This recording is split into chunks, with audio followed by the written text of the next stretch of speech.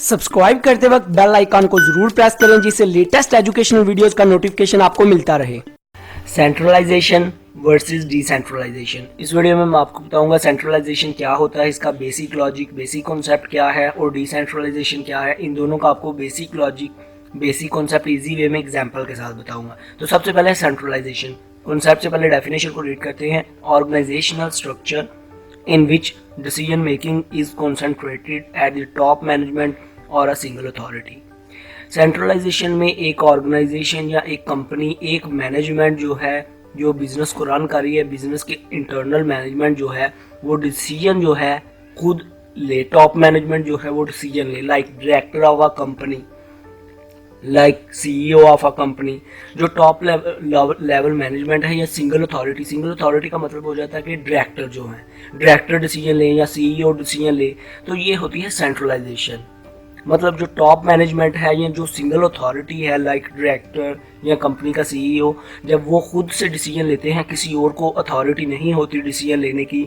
मतलब कितनी प्रोडक्ट बनानी है, कितनी प्रोडक्ट किधर सेल करनी है, जो जितनी भी डिसीजन है वो सिर्फ खुद लेते हैं और उनकी डिसीजन के मुताबिक पूरी कंपनी वर्क करती है। पूरी कंपनी के लोअर मैनेजर, लेबर सारे उनकी डिसीजन के ऊपर डिपेंडेंट होते हैं, उनकी डिसीजन के मुताबिक काम करते हैं। आगे है डिसेंट्रलाइजेशन, ये बिल्कुल उसके अपोजिट है। Decentralisation is the process of distributing और डिस्पर्सिंग फंक्शन, पावर, पीपल और thing away from a central location और अथॉरिटी। डिसेंट्रलाइजेशन में क्या होता है कि जो कंप्लीट डिसीजन मेकिंग है ना, वो सारी हर बंदे को दी जाती है। मतलब लेबर के पास भी होती है, टॉप मैनेजमेंट के पास भी होती है। मतलब हर एक को अथॉरिटी होती है कि उसके मुताबिक जितनी वो उसको ज़रूरत है उसके मुताबिक डिसीजन ले सकता है।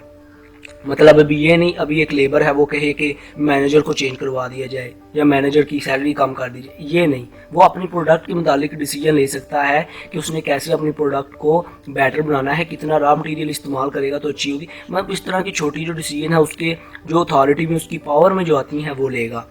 जो उनके ऊपर मैनेजर है वो अपने लेबर के मुताबिक डिसीजन ले लेगा कि आप छुट्टी कर लेंगे। मतलब छोटी छोटी डिसीजन जो है इसको मतलब उनको डिवाइड कर दिया जाता है। उनकी डिसीजन वो खुद, उनमें पावर होती है कि वो अपने अपने जो अपना ग्रेड है, अपना जो स्केल है उसके मुताबिक डिसीजन ले सकते हैं।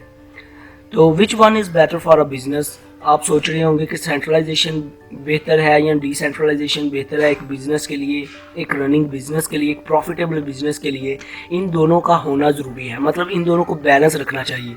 अगर आप सब कुछ डिसेंट्रलाइजेशन कर देंगे तो फिर भी एक कंपनी डूब सकती है, क्योंकि हर कोई अपनी मनमानी करेगा, खुद से डिसीजन करेगा, तो इस तरह अच्छे से काम भी नहीं होगा। तो अगर आप सब कुछ टॉप मैनेजमेंट पे कर देंगे, छोटे जो हैं वो कहेंगे कि हमें तो अभी तक ऑर्डर नहीं आया, हम काम ही नहीं करेंगे, तो ये भी चीज़ बहुत नुकसानदेह होती है। तो इन दोनों का बैलेंस रखना होता है कि जिस जगह पे टॉप मैनेजमेंट ने डिसीजन लेना है उनको अथॉरिटी दी जाए, जिस जगह पे लोअर ले सकती है, लोअर को ज़रूरत है, उनको भी अथॉरिटी दी जाए। तो ये दोनों का बैलेंस होना बहुत ज़रूरी है एक कंपनी के लिए, एक बेस्ट ऑर्गेनाइजेशन के लिए। इन दोनों को बैलेंस रखना ज़रूरी है। आई होप आपको इनका बेसिक लॉजिक पता चल गया होगा।